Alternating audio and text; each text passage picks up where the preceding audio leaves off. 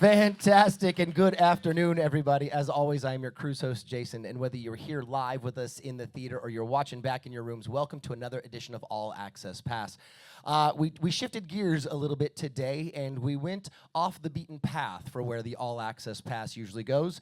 And I put in a call a lot of months back, and said, hey, would you guys be willing to do this? And of course, like any call I've ever put into them in the history of cruising, they don't even let me tell them what it is. And yeah, we'll do it. We'll do it. What do you need? We're there. Should we be there? Are we washing dishes? Are we making food? Or do you need us to vacuum after the show? How can we help? Can we eat the cookies out of Bucky, out of the Righteous Brothers locker dressing room after it's over? Whatever you need, man.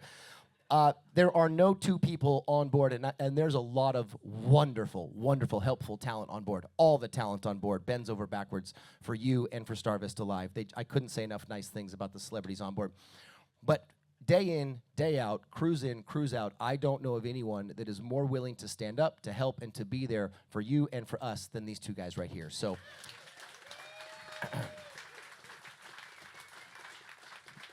George, I couldn't read the last line of what you wrote of the introduction. I hope that's enough. Yeah, I hope that's good enough. Let's start first and foremost with a softball, and then we'll have a little bit of fun.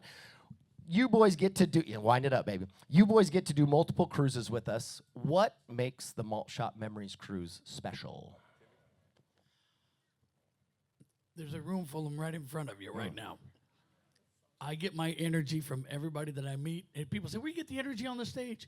I get my energy from each and every one of you. I say this every show, and I'll say it now. George and I are having as much fun as it looks like. Thank you for making us love what we do. So what do I love? What makes it special? Yeah, what makes Malt Shop unique? The people. You guys are all my friends. You're my family. I love that. I've sailed a lot of boats. It's the people, It really, it's the people. You guys are my friends. I know all of you, everybody in here. Don't know all your names personally, but I try. But tell them, George. For me, it's the people, and it's the love of the music. And every once in a while, we get an artist. I remember the first time the Nelson Boys came aboard, and they didn't really quite know what to expect. They were in this room. Either did we. Yeah, that was a whoops. Right? Yep. And I said, at any point of the show, it doesn't matter, at any point of your act, you could stop singing and point to the audience, and they knew every word. And my first cruise was the Hurricane Sandy cruise. Yeah. And we had the meeting, and they said, our first two ports have been wiped out by Hurricane Sandy. If anyone can do anything extra, come see me. So I said, well, I play a little guitar and I can do a show. And they said, you're in the Crow's Nest at 2 o'clock tomorrow. Today. It's 1:53. Right. I suggest you warm up. Yeah. So I'm in my cabin getting ready. I'm getting my and I'm talking. And I was by myself. This was before Timmy. I'd never been on the Malt Shop cruise. And I didn't know what to expect. And I'm putting on my tie, and I'm fixing my hair, and I'm saying, now, listen, 2 in the afternoon. I'm thinking 2 in the afternoon is going to be there. I'm saying, if there's 12 people, just give it your all. Just give it your all. Side note, that's what every entertainer says in every dressing room. And they'll back every time. Well, if there's 2 people there, I'm going to perform my tail off because you never know who it is. And I'll tell you this, too. I didn't even know where the Crow's Nest was. That's right. I went, this only goes to 10. Oh, no, you got to go in the back, and then you got to go up. He said the back. He still doesn't know where the Crow's Nest is. I have no idea. Yeah. Don't have no idea. And I got That's why there, we don't put him up there anymore. For the record, he got lost. And the fire marshal said, "Oh, we are at capacity." I said, "I'm the Buddy Holly guy." "Oh, you can come in."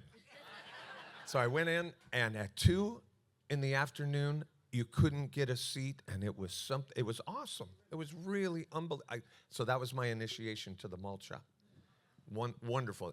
My thing is, it's the music and the people that love the music. That's what I think. I'll take that. Let's fast forward a little bit. How do we get the big fella in here? I gained weight. Yeah. No. They grease my sides. They get me right in here. It's all good. As you know, Timmy, and I think Tim Cabral will agree with this. Yeah. Bill Sinkay will agree with. Timmy never met a buffet he didn't like. Yeah. Like. It's Timmy. Put out the speed bumps. How did you guys connect? How did the George and Tim I thing come noticed together? on in Malt Shop gone by, and the TV has gotten better. There's movies now. But they used to have La Bamba on a loop, the Buddy Holly story on a loop, and on one cruise they were playing the Blues Brothers movie, and I just happened to mention to Alan, Alan, I have a partner and we do the Blues Brothers. He says, you do the Blues Brothers? He said, well, we could bring them on. I said, and Tim and I were putting in a floor at my house in Florida, a laminate floor. That tells you how their careers were going at that time. Yes. Okay. So putting in this floor, get a call, and we've had coffee. I had like 9 cups of coffee. I could have got a job at Lowe's Shake and Paint. But putting in a floor, and we get a call from Alan, and he said, you bring the Blues Brothers on. Yeah, that's good. Does he do another act? I said, he can do the Big Bopper. Tim's like this. I don't do the big. Shh. Yeah. You're killing the gig, man. And he says, well, I just don't have the cabins. I said, we'll share a cabin. You'll share a cabin. Yeah. He can do the Big Bopper. So we'll do the Big Bopper and Buddy Holly, which we're doing the Big Bopper and Buddy Holly tonight, Deck 3, Ocean Bar. It's going to be a fun show. And Tim had never sang Chantilly Lace. He'd never done that, but I knew. I had confidence in this young man with a dream. So we came on board, and wouldn't you know, that's kind of folks Star Vista is, we each got our own cabin. And we've been doing it ever since, and Tim's been a big hit. We didn't give them their first cabin until after we saw the show. You understand? We kept them together until we knew they were decent. They were like, all right, you can have your own. Consequently, that's also what we do with their life jackets. We wait till their first show, and then we give them life jackets. You've earned a life jacket. Yeah, There good you go. job. You get a life jacket. We feel like Oprah. You get a life jacket. You get a life jacket. And it was much the same story with Mick Jagger and Joe Cocker. Yeah. He said, well, you do Mick Jagger? Wait, okay. And I said, Timmy can do Joe Cocker. And he said, I can do Joe Cocker. Yeah. Let me handle this. Right? That's the truth. How many side roads have you gone down because George is, let me handle this. Like, oh, God, here we go again. How did you two actually meet? Like, how did you actually, as humans, how did you meet each other? I remember it well. I was, I had another partner we were out of Dayton, Ohio. Bob Castledine and March, and you guys are in here. They're from Dayton, Ohio. Friends, we happen to we know we get a lot of similar friends in Dayton, Ohio. So, Legends in Concert called my partner Dave and myself to be on the Majestic, which is Big Red Boat Premier Cruise Lines back in the day. 1992. It was sailing out of Fort Lauderdale, Tampa. Lauderdale, going Tampa. to Cozumel, Mexico, and Grand Cayman. And I had already learned to scuba dive, so we were going to go scuba diving and stuff. But it was a very private gig.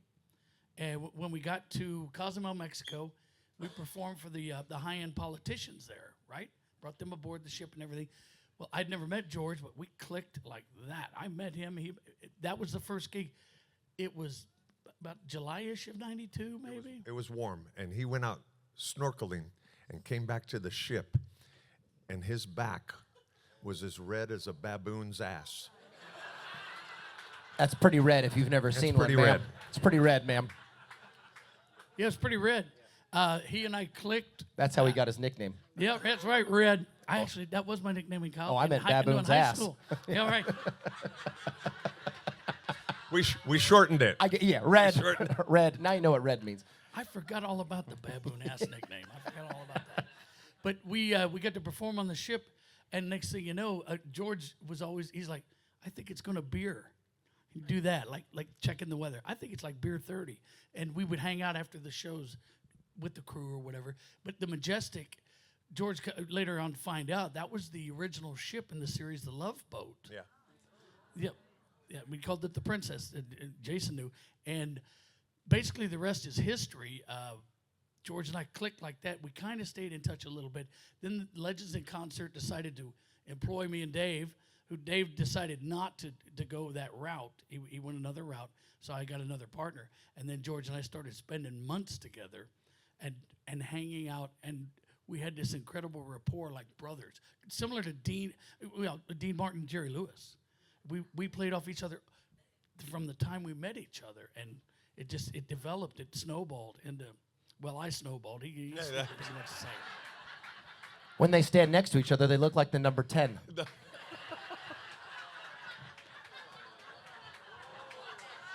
Oh, let's not get sensitive. It's George and Tim. Are you kidding me? Laugh, self-deprecation, I said man. baboon's ass, and they're like, ha ha ha ha. Number 10. Oh. Hey, better than number 2. This is 12 in your case.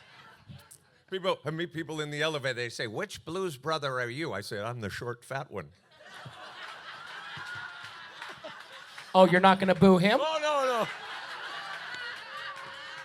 I'm the one's about to set off the alarm on the weight capacity on this elevator. Watch this. Timmy goes to the front, like, could all the crowd move to the back of the vessel, please? Could all the... The boat's listing to the right. Timmy's over there. Oh, okay. Just walk middle up. Obviously, you can tell there's no amount of love lost with all of us. It's because we are so blessed to do what we do together. I really do believe that. And, a huge part of these cruises, I mentioned it, when you came out, I mentioned before you guys came out here, is you. Talk us a little bit through your evolution with Star Vista Live. You guys truly are family now. We've stretched you to other cruises. You do different characters on different cruises. Let's talk a little bit about your Star Vista Live arc, if you will. Let me take just a little bit on this. Before, George had come out and done a couple already. Yeah. And so when we had that phone call with Alan Rubin, so I'll let you take it after this, because we had that phone call with Alan Rubin, and he said, "I'm going to get you your own cabins and all that." George was saying, "Now look, when you get on the boat, nobody's really going to know you. But once they get to know you, you're not going to be able to make it back to your seat on Lido deck in the buffet with a hot cup of coffee. You might pour it hot, but by the time you get back to your seat, being stopped by people saying, 'Oh my gosh, great job, thank you very much, la la la.'" I was like, "Really? That sounds interesting." And then it's where it is now. But George will cover it better. Go ahead, buddy. I get teased. Everybody teases me. My buddy Mike. All the Star Vista people have become our friends over the years, and we love them all. And Mike calls me the mayor, the mayor of Lido Deck, because I'm always shaking hands and always trying to remember. Tim's great at remembering names and where people are from, and I'm always walking around going, "I hope I can count on your vote in November." I really do. Thank you. It's nice to see you. Tell them to have us back next year. Yeah. But it's really been the privilege of my life and my career, and it's what we look forward to each and every year. And now it's 3 times a year with the Rock and Romance and the Flower Power. Yeah. Those are great. And everybody knows. And we brought some converts. Going on the Flower Power cruise, we met good friends of ours. I said, "Have you ever been on the Malt Shop?" "Oh, no, we just do Flower Power." I said, "You ought to give the Malt Shop a try," right? Right? Our friends from Louisiana, right? And they love it. They absolutely do. So I think, again, it's the music, it's the people, and each one of those. I'm trying to figure out an act that we can do for the country cruise, because I hear that's great. Charlie, right? Country cruise is great. I'll be Junior Samples. Junior Samples. BR549, by God. Let me know when you guys are ready to workshop that. And We are ready. We absolutely. No, you're clearly not ready. But let me know when you are ready. That's what I heard that. So let me know when. No, we got the overalls and we got the banjos. We're all set to go. I'm sure We're you ready look to the go. part. Yeah. We're ready to go. I would be anybody in the room that does follow or know George and Tim well know that, and we're gonna even this out for just a moment.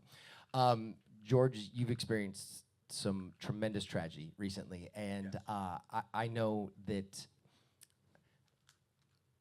through sadness, often we can come to happier places. And I don't have all the words because I love you, and this is challenging. But tell us a little bit about, if you don't mind, whatever you're comfortable talking about within your tragedy. And if you don't mind, I'd love to talk about the cathartic response that you get and have gotten from the crowds that love you, and how the Malt Shop Cruise itself, being back, has helped you. Thank you. As you know, I bring my mother, Charlene Trullinger, from DeLand, Florida. That's Mama Char. And everyone knows her. And this trip this year, especially, has meant the world to us. An opportunity to do what we love to do and to see so many of our good friends. And everyone has been very supportive. And I know a lot of you. We were talking backstage. You know, Bill and Bucky knew my son from the time he was a toddler, and he called them Uncle Bucky and Uncle Bill, and they were Those are the always Righteous Brothers, in case you weren't the sure. Righteous Brothers, and they were always tremendously kind, and Paul and Kathy knew Roy, and I would say this: if you never met my son, I know if you could, you would really love him. He was that kind of boy, and of course, our hearts are broken, and we are navigating uncharted waters in our lives. They say that's about as, they say in the world of pain and hurt, that a parent losing a child is about the extreme. It is. But I want to say publicly, and I want to say to all of you, and I know my mother would back me up on this, there is no one who stepped up and was, this fella right here, Tim Stamper, was a rock for our family, and still is. And I'll never forget it. I'll never, ever forget it. This part's more of a rock. No. Don't. But we were discussing backstage a little bit, George, that the love and support that you've received from the guests, just the comfort, it's helped you. It's helped you a great deal. It has, and I know when we step off this ship, and I will think until the next malt shop how kind everyone has been. I look around this room, and folks have shaken my hand or given me a hug and whispered in my ear, and that's been very comforting for both of us, I think, right, Mom? And we appreciate you, and I think it's very important. You know, I come from a family of show business, and you might have heard the old saying, the show must go on. It's the same in life.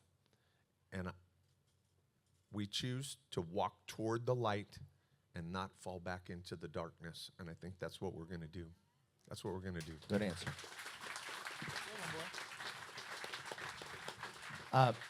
And Timmy, I know you've been, George's, you and I talked the day of, and we've spoken many times, obviously, when we were trying to give George some peace as he was trying to navigate. And you and I have been on the phone a fair bit, and I was on the phone with George many times throughout this.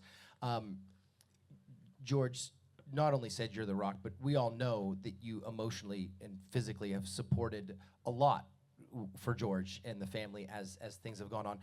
Tell us a little bit about it for you, because I think that one thing that shouldn't be overlooked is your connection with Roy. I mean, you knew Roy from the time he was all the way up as well.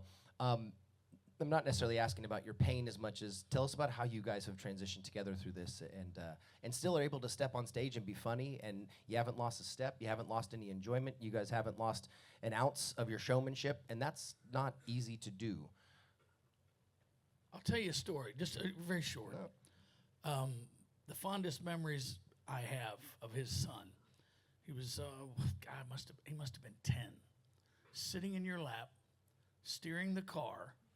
We're driving. It's Christmas time, and we're driving all around his entire neighborhood looking at Christmas lights. And Roy's driving the car and doing a good job. 10 years old, turn signal. Sitting on George's lap, that's the memory that just stays in my head. Christmas with his son. It's about children anyway to me. Christmas is about children and lovers. I just love it. We talked about this prior to getting on the boat. We were blessed to have him as long as we had him. And we move on. The show goes on. And we talked about it coming down in the van. And long story short, we just smile when we think of him. And everybody else, he was just an angel to have in our lives. How do we move on? we bounce off each other like Laurel and Hardy. Just, it's kind of hard. It's hard to be sad when we're in each other's presence. It's really tough. It's when I was alone back in Myrtle Beach, just chilling out, I had a lot of time to think about it. It shocked me so bad. So you know, I was a fingernail biter for 62 years of my life. 2 weeks after he had passed, I had fingernails and didn't realize I'd stopped biting my nails. It hit me so deeply physically that was the change in my life. Subconscious reaction. Absolutely. I mean, I just got hit in the head with a hammer. Wow, it messed something up. But you know, but George and I, when we're in each other's presence, we can talk about serious stuff. It just doesn't last long, right? They will call me. I'll get a call from the car, and the two will be driving in the car wherever in the hell you two drive all the time. Whatever you guys drive a lot together, which is, I don't know which one of you's Daisy, but there's a lot of driving going on. And I'll get a call, and it'll be the two of them on speakerphone. Jason, yeah, what's going on, guys? Listen, we've been talking about a gig. We really want to I think I want to do this in front of the guests. What do you think? Like, it's all the time. There is never a moment where they are not running gags, running script, running ideas, running concepts. Most of them are very bad, I'll tell you that. But every now and then they stumble on something that's genius. And Most of them? You mean all of them? yeah, not all of them, no, just most. And that to me tells me so much about you as entertainers and your character and who you guys are, that, you know, even with your great tragedy and your loss, to your point about moving forward, it was within a week I was getting the calls again. And I think it was probably cathartic to get back to thinking, get back to moving forward and finding the funny again and finding the humor in life after, you know, you'd given yourself the appropriate amount of tragedy time. Not that won't last for the rest of your life, but you can't sit in that grief. Tell us a little bit about your working process together, because you guys in the car seems to be your workspace. Like, that seems to be. Tell them what you always We got some shows to talk about. Get in the car, Timmy. You know, it's. Whether we're in the car or we're somewhere, we play a lot of over 55 communities. You know, the villages. That's the one we make fun of the most because they're easy to make fun of. and yeah. What do we say, boy? The villages. Where none of the women can get pregnant, and all of the men look pregnant. That's right.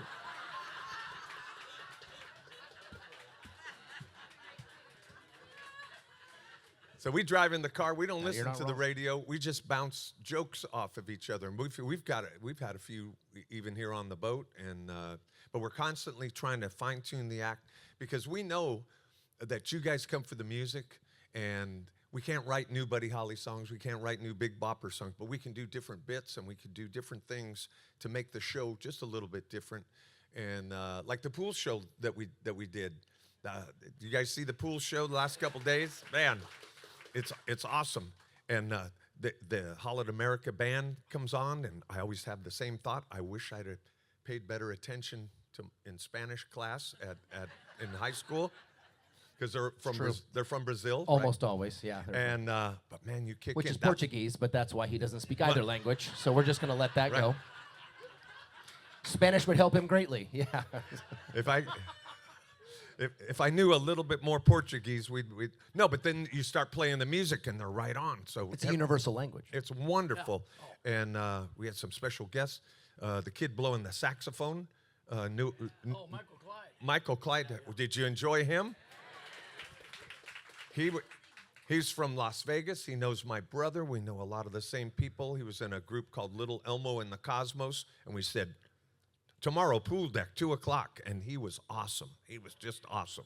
I think something that people don't realize, though, so George and Tim, every time we go to a ship and we need a live band to play behind them, we have to ask the ship band, whoever's on the ship that usually plays. Holland America Line has a very unique assortment of musicians. They don't necessarily have what's called a show band that we can just plug and play with George and Tim.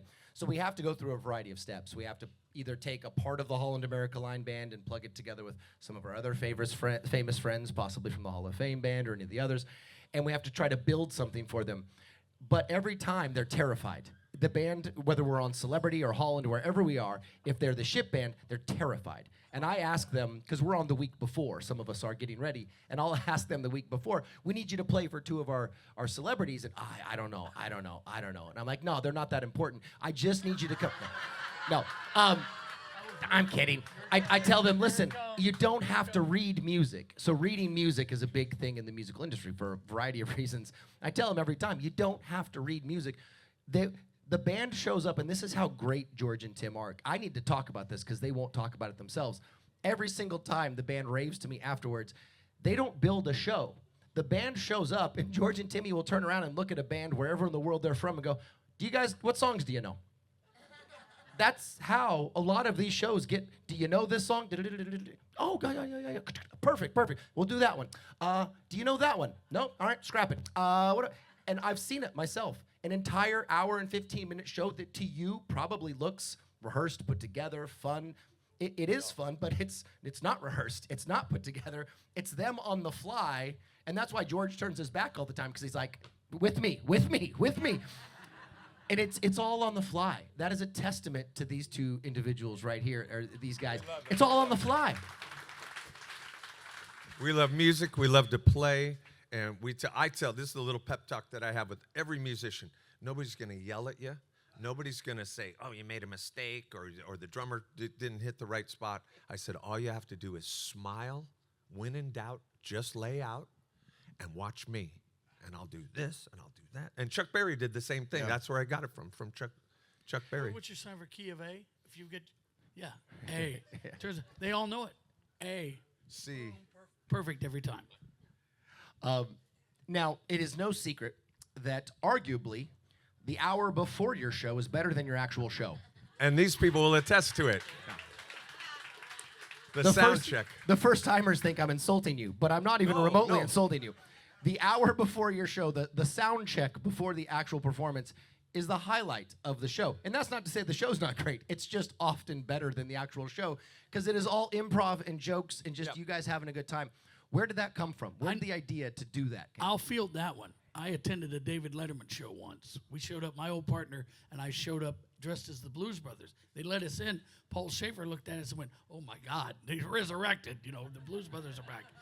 But prior to any of those late night talk shows, there's an audience coach that comes out and tells jokes and gets everybody revved up. But those people themselves, David Letterman came out personally and told jokes and got to know everybody in the audience and befriended them. So everybody loved him before he came out. Then he'd go back, "Ladies and gentlemen," the audience coach would rev it up, "David Letterman." They'd lose their minds because that's now their buddy. So George and I just decided to apply that. Genius. Yeah, that's what I thought. I was like, let's do like Letterman, man. Let's befriend the audience. We don't need a coach. We'll be the coach. And it makes sense. We get to know everybody, or a large majority of you that have come for the sound check and stayed. And then the rest of the people come in, like George said, "Hey, where you from? Anybody else from there?" So that's where that comes from. Why not get to know the audience? Make everybody your friends before they come in. And you win every time. It's a win-win. That's where it came from. Genius. Tim and I, we have a saying. We look at each other and we say, "Do you want to do the Blues Brothers or do you want to entertain these people?" And it's always the latter. And we do the Blues Brothers. There's incredible impersonation acts out there, but they do the people so perfectly that it's, hang on, man. Be yourself, too. I'd like to get to know you. And they won't. No, you get it. They'll come at you. You're not a purist. You're not authentic. You're not authentic at all. And they're gone. Of course, I'm not authentic, or I'd be dead with him. So the irony. We go over the top. We do these folks. We do these characters way, way over the top. We inject our own brand of humor, and after the show, people come up and they say, "Boy, you were just like them." Yeah, I've found that many times in the shows when I was younger doing cartwheels like a gymnast. They will tell their memories of the people are much bigger than the people actually were. So what we learned was you have to be as big as their memories, not as big as the people. Oh, that's great. Doing that act is simple. You have to be, but you have to do the act the way they remembered it, which was huge. You got to go nuts. My brother, I remember once in Puerto Rico, turned a fire extinguisher loose and was biting the irises in half off the tops of the tables, pulling them right out of the vases. Elwood was doing that, going crazy. Like, "You're just like him." Oh, and they didn't do that at all. But Their memories of it that's their memory. It's much bigger than the acts actually were. So we'd actually like to see everybody at our sound check at 7 o'clock. Yeah. And I think you'll agree, it is much better than the real show. It really is. That's actually led us to. So I called George and Timmy over the summer, and that was we had our conversations about the tragedy and the trauma, obviously. And I asked Tim on the side, George, I don't think I ever said this to you. I asked Timmy on the side. I said, let me know when you think George is ready to talk work. Let me, I'm not going to come to George with anything. I'm not going to come to you guys with work stuff until you tell me when George is ready to talk. And Timmy said, "Oh hell, son, he's ready now. Let me put him on." In fact, he needs it now. Yeah, he's ready. Yeah, absolutely. In fact, he needs it now. And so one of the discussions we had was, how do you bottle lightning?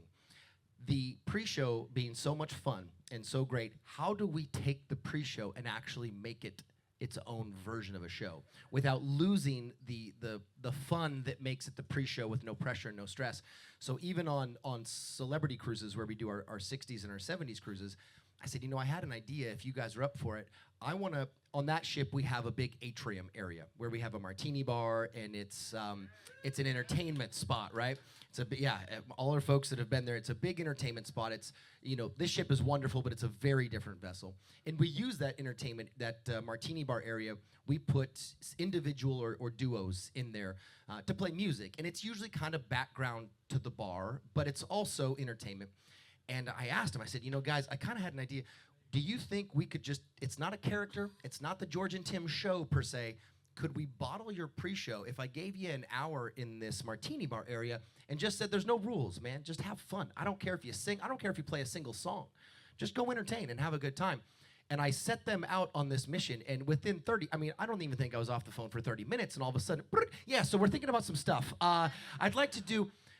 When I come to you or we come to you guys and we say, hey, we need something different, or can you do this or can you do that? You've never hesitated to say yes. Does the idea or the concept always excite you, or do you ever go, oh, God, they want what? First I place, suppose we can. When Jason calls and says, I've had a little idea, that's like the Lord speaking to Moses. It's like, Timmy, Jason has laid down a commandment, and we're going to do it. No, in all seriousness, I think it's a great idea. And again, if we use it to promote our show, if we use it to promote the spirit of the cruise, do the memory, we do requests, we do suggestions. You know the difference between a request and a suggestion, right? That's right, $10. That's what it is. It's $10. But we want to do something special, and every year our goal, not just to entertain and not just to catch up with old friendships and to meet new people. I met one poor woman this morning. This is my first malt shop. She's a delightful woman. I don't know if she's here, but you might have seen her. She was an older lady, but dressed very elegantly. Yeah, that narrows it down. In black. No. That's not rude. Look around. That's everyone here. That's me too. And I just want to say, I want to point out. I love you all. I want to point out how much better everybody looks the morning after Halloween. Let me just tell you that. But someone said the same thing. They were trying to describe someone, and I mean this with all due respect. I would never disrespect like shorter woman, gray hair. I was like, come on, man. Like, no offense, but come on. Like, what do you want me to do with that? So she came up and she was very sweet. We were at our table at Lido Deck and talking to people and everything. She was very sweet. Notice he said our table. And they she have came a up. Table. Yeah. And she came up and she was so sweet. She said, "This is our first malt shop. Is it your first malt shop?" I said, "Yes, it is. As a matter of fact, it is." And she was so sweet. Her name was Gail, and her husband Ira, and she was very, very sweet. And she said, "Where are you?" I said, "Where are you from?" She said, "New Jersey." I said, "Really? What exit?" And so she said, "Where are you from?" And then Maria was with us, and I said, "Oh, this is my wife." She's not my wife. And I said, "We're from Pueblo, Colorado, and I'm an aluminum siding salesman." And I had this whole story, but I've got to find her. She's gonna. And then she said, well, what's your name? Who are you? I said, I'm Freddie Cannon. So she'll probably works. she'll be at the show tonight, and she'll And say, disappointed. Freddie. Do you do No. this? Yeah. I do. I just have fun. But actually, that's a great question, though. How do you guys, and how did you at the time figure out what characters to play, who you wanted to study, who you wanted to emulate, or who you wanted to portray? How does that come about? Mine, long story short, I was a soldier in the Army, served from 81 to 83. I was a cook.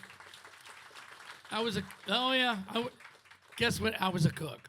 All right. Never trust a skinny chef, so that's That's right. That's what they say. But started to go to college at Wright State University in Dayton, Ohio. And I was, Bob, you know. I was mathematical major, biomedical engineering, pre-med. I was going to be a doctor at a really good med school on property. And after I got out of the Army, when I started attending college, my nickname in college was John Jr. Man, you look just like Belushi. And I'd don a pair of Ray-Bans and scare people. Like, wow. But I honestly, I'll never brag on myself, but I look at some old photographs, I was like, I kind of did resemble that guy when I was young. But it started from that. So a buddy of mine at the time, we donned hats and glasses and suits, and lip sync competitions were going around. If you remember putting on the hits and shows like that, we were going around and entering competitions and winning. And it evolved from that into, hey, let's get a band and put them right behind us. Because Belushi died, I think, in late 82, or I think it was late 82 or early 83. Bringing the Blues Brothers back quickly like that, it drew a lot of attention. And then we did assemble a band, and we started touring. We started touring the Midwest, the Ohio area, Bob. You know, we were called Jake and Elwood's Blues Review. And we had Michigan, Indiana, Illinois, Ohio, Kentucky, parts of West Virginia, Pennsylvania, New York, southern New York, right there near Erie, PA. And we started touring. Then Legends, we sent a tape to Legends in Concert, who didn't contact us for a couple of years. And then it's kind of funny, this will come back full circle. When they did contact us, they sent us on the boat, and that's when I met George. And what's interesting, and this will make a little bit of sense about the ship's band too. If the act has been doing it for years, and the musicians know how to play it, any musician in the world, you can take that act. If you do it just like these guys have learned it, you never have to play with them one time. 1, 2, 3, it's perfect right out of the box. And that happens in this industry a lot. Like the Hall of Fame band, they ask you, what key do you do it in? There's no rehearsal. They just go, hey, original key? Yeah. 1, 2, 3, 4, boom. Then it happens all the time. George will know. But that's how I started the Blues Brothers, from college. And then the hard work it took to put a band together, because it's not that easy. There's a lot of attitudes with musicians. Incredible attitudes. Divas. There's some divas who think, I'm too good for that. There's guys that like to maybe party too much, and it affects the show. So it's a lot of work juggling personalities. But yeah, that was my start with it. George, what about you? How'd you get into characters, and how do you develop? I always say I never started out to be an impersonator. It just worked out that way. And I started a rock and roll band. My father taught me how to play guitar when I was 11, and I had my first rock and roll band when I was about 13 years old. And growing up in Southern California, you could drive around the housing tracts on a Saturday afternoon, and you've all heard the term garage band. You could roll your window down and drive through these neighborhoods, and you could hear every couple of blocks bands rehearsing. So I started off like that, and I got, ironically enough, got hired to do a Halloween party, and the lady wanted everyone in the band to be in costume. So the drummer went as Frankenstein, and the bass player was Dracula, and I had just seen the movie The Buddy Holly Story, and I'm pretty blind without my glasses, and I had these horn-rimmed glasses, and I was either going to be Groucho Marx or Buddy Holly. And I went with Buddy Holly, and I thought, wow, this is really something. And then I got a call from, I did a couple of shows around LA, and got a call from Johnny Stewart to do 3 weeks in a brand new show in Las Vegas called Legends in Concert. And I went up there in May of '83, and the reviews came out, and they said, nice little show. It should last about a month. And honest to God, I thought, I'm going to do 4 weeks. I know that feeling. Right? I know that feeling. And that show went on. I wound up doing almost 27 years in Legends in Concert. And today, actually, before COVID, it became the longest running show in Las Vegas history. So that's how I started. Not bad for an average little show. That's bad. That's right. And how did you decide to do Richard Nixon? Well, as a lot of you know, my regular job these days, I play Ed Sullivan with a group called the Fab Four, and I travel all around. And in fact, Don and Chris, we're going to be in New Orleans next week. We're going to see you, and they're coming to the Fab Four, and we do Ed Sullivan. And I was always a mimic. I would do people that aren't famous, like my math teacher, and I know you don't know my math teacher, but it's one of them. All right, you people, come in and sit in. And You don't know how accurate that is. it's true. But I started to do Ed Sullivan, right? Who remembers Ed Sullivan, right? Remember Ed Sullivan? Who? And people come up after the show and they would say, boy, you really look like Ed Sullivan. And I want to go back to the room and friggin' hang myself. Not my goal. Yeah. But the younger people, it's the age we live in. When I get all made up as Ed Sullivan, they go, Nixon. Same kind of guy. But I've enjoyed it. I really have enjoyed it. I've always been a character, so I figured might as well do a few characters. We allow audience questions, as you Oh, know. hey. And we've gone through most of them kind of as we chat, but there's one we haven't talked about here. And Steve asked, do you see yourselves, that's an interesting question, do you see yourselves as comedic singers or singer comedians or something else entirely? That's a great question. Okay, a comedic singer to me, I guess I'm just going to analyze the definition of it. Yep. A comedic singer is somebody singing stuff that's incredibly funny. That's what I would think.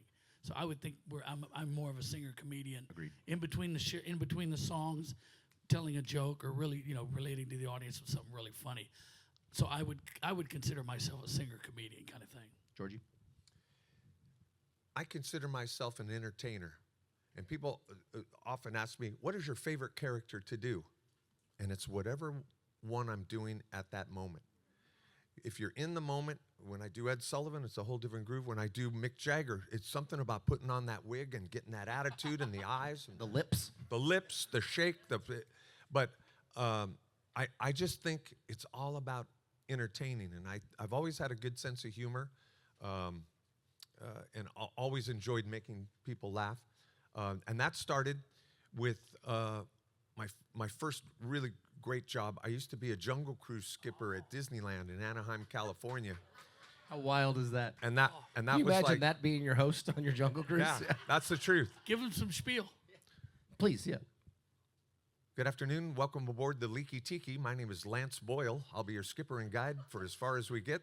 Looks like we're fully loaded and we're off. Sure wish I was both, but that's a different story.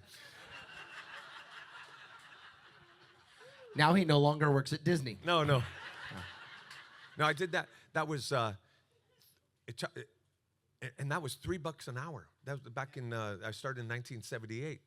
$3 an hour was a good job.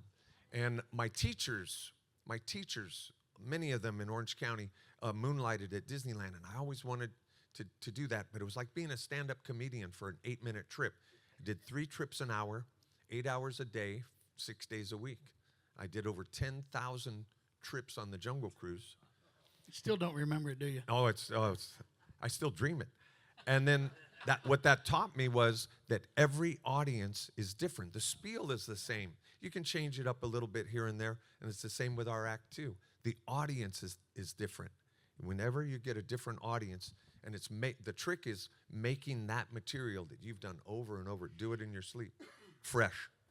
And I know we got to get you out of here in a second, No but Has it been an hour already? it's close. It is.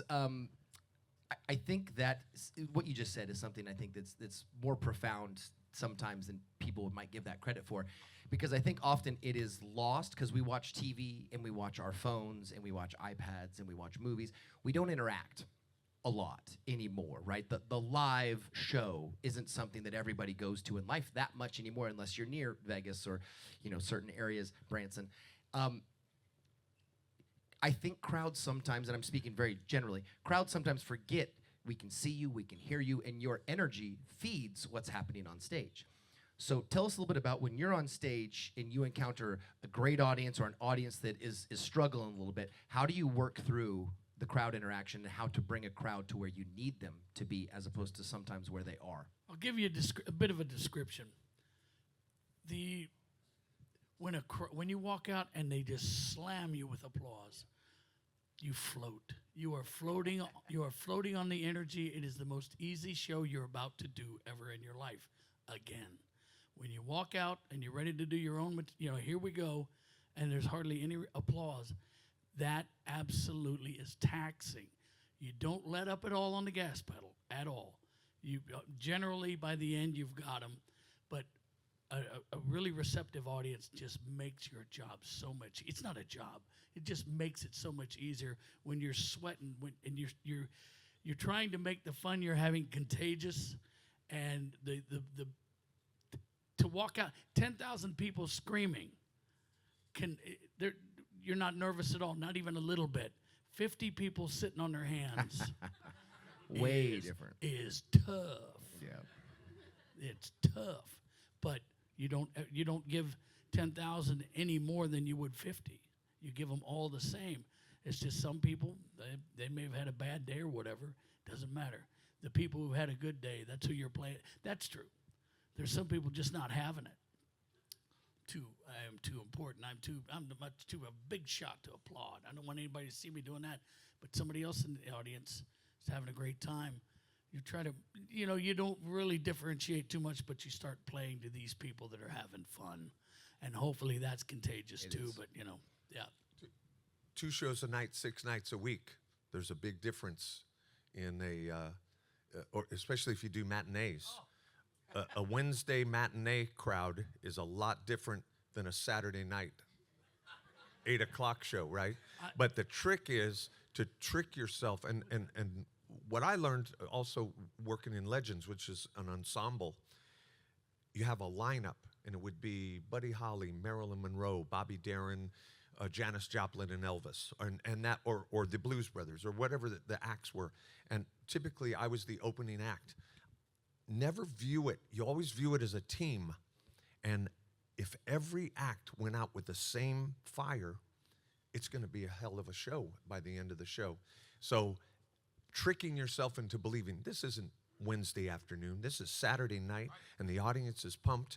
And I think if you go out there with that attitude, a lot of it is the performer's attitude. If you go out and go, yeah, I'm going to get through this, and then we're going to go out to dinner or whatever, you have to focus on the job at hand. And I always tried to do that, and I felt a tremendous responsibility because you were the first act that these people were going to see, and you sort of set the bar and set the tone, and that helped everybody else. I'm going to back you up on that. When I met George, I always referred to him as the master has worked his magic again. George opened whenever we were in a show together ever, anywhere, George opened it up. So he broke the ice. He never let up on the gas pedal. And there were other acts that were like, well, it's just a matinee. He would absolutely motivate me. I'm like, man, he didn't let up at all. There were other acts that would. They're like, screw this. There's nobody out there. Wrong attitude. He never, ever once. And maybe the act following him ease up a little bit, but not the Blues Brothers backing up Buddy Holly. It's like the master has spoken. George would set the bar. Somebody, the other acts may fall a little beneath. He would set the bar, and the other good acts that we worked with would follow. And that would pull. We played matinees where they sit there like this. We've played matinees where an entire bus group, because they didn't like the way that the girls were dressed. In South Carolina, Baptist country, big time. Nothing against them. Entire bus group, 62 people. Right in the middle of the show. Right in the middle of the show. So, and you didn't let up. It was a little disheartening. You're like, God, was it something I said? Wasn't you at all. They'd let you know. Well, the girls, they thought they were a little indecent. They're not. They're wearing skirts. Oh, she's showing something above her knee. That, you really get some of the real Bible-thumping Baptists. They take that really seriously, but you don't let it bring you down at all. But you're not blind either. You're like, man, what made those people? It can deflate you if you let it, but you don't. You just, all right. And he'll testify, now you got to turn it up a notch. Like, all right, now I'm really going to try to drive one home. And yeah. The last question for you, gentlemen, and both please take it. What do you hope at the end of your run? What do you hope the legacy is for George and Tim? How do you want people to remember the George and Tim days? That man made me laugh. What a really nice guy. That man always made me laugh. Somebody asked me, I'm at an age now where all my friends have had great careers and they're looking forward to retirement. A lot of people here are retired, and people say, George, when are you going to retire? And I said, you know what? At my funeral, when my friends gather around, and they look down at me in that box, somebody's going to say, God, he looked great at the show last night.